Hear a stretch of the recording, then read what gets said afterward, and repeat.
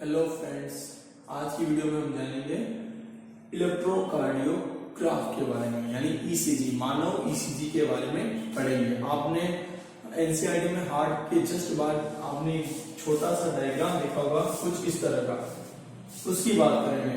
इसको बोलते हैं ईसीजी, इलेक्ट्रोकार्डियोग्राफ। आपको पता है इलेक्ट्रोकार्डियोग्राफ, ईसीजी, इसमें नाम से स्पष्ट है, इलेक्ट्रो यानी विद्युत, कार्डियो, कार्डियो का वर्ड, जब भी हम किसी जगह पर कार्डियो का वर्ड या कार्डियो का शब्द इस्तेमाल करेंगे, इसका मतलब वो क्या है, हार्ट से रिलेटेड है, यानी हृदय से संबंधित है। तो इलेक्ट्रो का मतलब विद्युत, कार्डियो का मतलब हृदय और ग्राफ का मतलब ये। तो हमारे कह सकते हैं हृदय विद्युत लेखन, हृदय विद्युत लेखन, इसका मतलब क्या हुआ, कार्डियो। ग्राफ का मतलब क्या बोलेंगे, हृदय विद्युत, हृदय विद्युत लेखन, यानी हृदय की जो क्रिया है, हृदय की क्रिया को स्पष्ट करना इसके द्वारा, ग्राफ के द्वारा, इसी को बोलते हैं हृदय विद्युत लेखन या इलेक्ट्रोकार्डियोग्राफ। ईसीजी का पूरा नाम क्या है, इलेक्ट्रोकार्डियोग्राफ। आप में से जब हम कभी हॉस्पिटल में जाते हैं तो आपने देखा होगा, जब मरीज लेटा होता है मॉनिटरिंग मशीन के सामने, तो मॉनिटरिंग मशीन में आपने देखा होगा वहां पे कुछ पी पी पी की आवाज आती है, पी पी की आवाज आती है। ये आवाज क्या होती है, ईसीजी की मशीन, ईसीजी की मशीन के द्वारा एक जो वॉल्यूम होता है उसको क्या होता है, पी पी पी पी, ये वॉल्यूम होता है। और ये होता है क्या, ये होता है ईसीजी यानी इलेक्ट्रोकार्डियोग्राफ। आज हम इसको स्पष्ट रूप से समझेंगे कि ये ईसीजी होता क्या है। ईसीजी हमारे हार्ट की जो क्रिया है उसको क्या होता है, प्रदर्शित करता है, एक ग्राफ के रूप में प्रदर्शित करता है। आप सभी को पता है हमारे जो हार्ट होता है उसमें 4 चेंबर होते हैं, 2 क्या होते हैं, आलिंद और 2 नीले। आलिंद का काम क्या होता है, नीले में ब्लड को भेजना, और नीले का काम क्या होता है, ब्लड को शरीर के टिश्यू तक भेजना, यही काम होता है। तो अब उसको प्रदर्शित कौन करता है, जब हमारा हार्ट, जैसे हमारे हार्ट में क्या हो गया, जैसे कि आप यहां समझे कुछ इस तरह,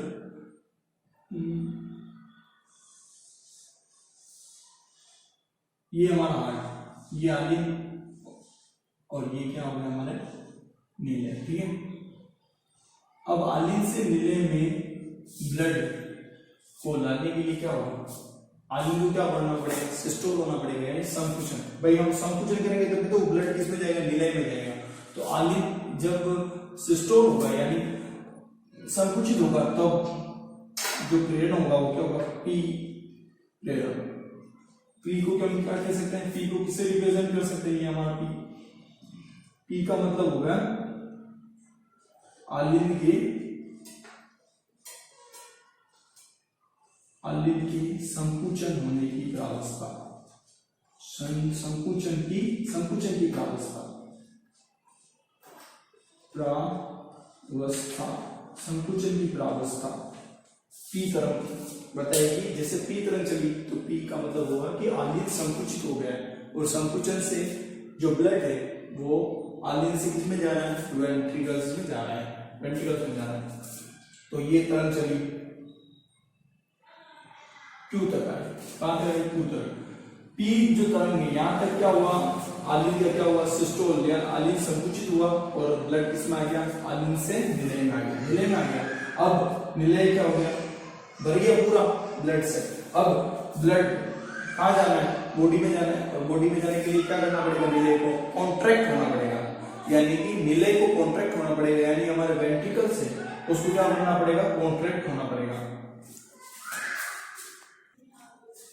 हाँ फ्रेंड्स, तो अभी हमने क्या जाना है कि मॉनिटरिंग मशीन में पी चल रहा है, पी चला तब तक क्या हुआ, आलिंद क्या हुआ, सिस्टोल, और आलिंद से ब्लड किसमें आया, नीले में आ गया। अब नीले क्या हो गए, नीले पूरे ब्लड से भर गए। अब नीले का काम क्या है, बॉडी में ब्लड को भेजना, ये नीले, और ये क्या है, नीले की एरोटा, नीले की एरोटा यहाँ मार होगी।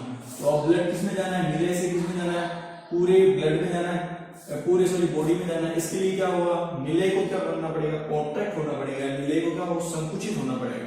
तो अब नीले संकुचित होगा तो क्यू तरंग क्या प्रदर्शित करेगी, हमारी क्यू तरंग प्रदर्शित करेगी कि नीले का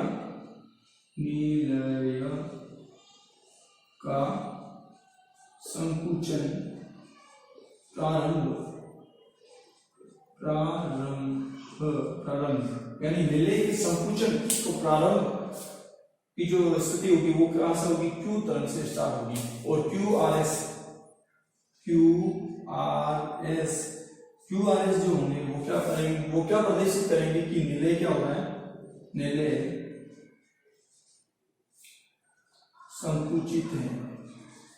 निलय क्या है, संकुचित है, यानी कि निलय संकुचित यानी कॉन्ट्रैक्ट हो रहा है और ब्लड को कहां भेज रहा है, पूरे बॉडी में भेज रहा है। ये क्या क्यू आर एस, ये सिचुएशन चलती रहेगी। क्यू आर एस यहां तक क्या होगा, निलय क्या होगा, कॉन्ट्रैक्ट होना चालू हो जाएगा। कॉन्ट्रैक्ट हो रहा है निलय, जब पी तरंग चली तो क्या हुआ, हमारा आलिन कॉन्ट्रैक्ट हुआ। कॉन्ट्रैक्ट होते हुए क्या कॉन्ट्रैक्ट हो रहा था, तब ब्लड एट्रियल से वेंट्रिकल में आ रहा था, यानी आलिन से निलय में आ रहा था। क्यू तरंग आई तो वेंट्रिकल में जब ब्लड जो है वेंट्रिकल के कॉन्ट्रैक्ट होने की प्रावस्था प्रारंभ हो गई। वेंट्रिकल कॉन्ट्रैक्ट होता जा रहा है और ये ब्लड इसमें पूरे शरीर में, बॉडी में जा रहा है। इसमें निलय से पूरे शरीर में जा रहा है। एस तक, क्यू आर एस तक क्या निलय संकुचित हुआ, बॉडी में रक्त ये निलय चला गया, पूरे बॉडी में कॉन्ट्रैक्ट हो गया, पूरा निलय पूरा संकुचित हो गया और ब्लड पूरे बॉडी में चला गया। अब क्या होगा, अब टी तरंग, कौन सी तरंग, टी बिंदु जो है ये टी बिंदु क्या प्रदर्शित करेगा, आलिन और निलय, या बोल सकते हैं निलय के लिए बोल सकते हैं, ओनली फॉर किसके लिए बोल सकते हैं, निलय के लिए बोल सकते हैं कि निलय के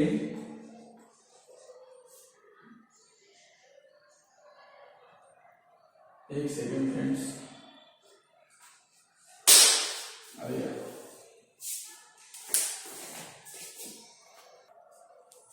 हाँ तो टी तरंग की बात करते हैं। टी तरंग आलिन संकुचित, ब्लड आलिन से निलय में, अब निलय कॉन्ट्रैक्ट हुआ तो निलय से ब्लड पूरे बॉडी में चला गया, पूरा कॉन्ट्रैक्शन हो गया, पूरा कॉन्ट्रैक्ट हो गया और निलय, अब निलय वापस क्या होगा, टी तरंग निलय का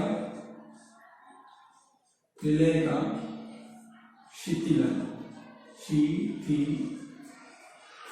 निलय का शिथिलन, यानी अब निलय जो है अपनी पुनः प्रावस्था में आ जाएगा। तो कंपटीशन में क्वेश्चन ये ग्राफ दे दिया जाएगा और पूछेगा कि क्यू तरंग में क्या हो रहा है, क्यू तरंग में आलिन का संकुचन हो रहा है, और जब आलिन का संकुचन होता है तो हम जानते हैं निलय का क्या होता है, निलय क्या उस समय निलय क्या होता है, सिस्टोल, यानी निलय क्या होता है, निलय अपनी शिथिलन अवस्था में होता है, ठीक है।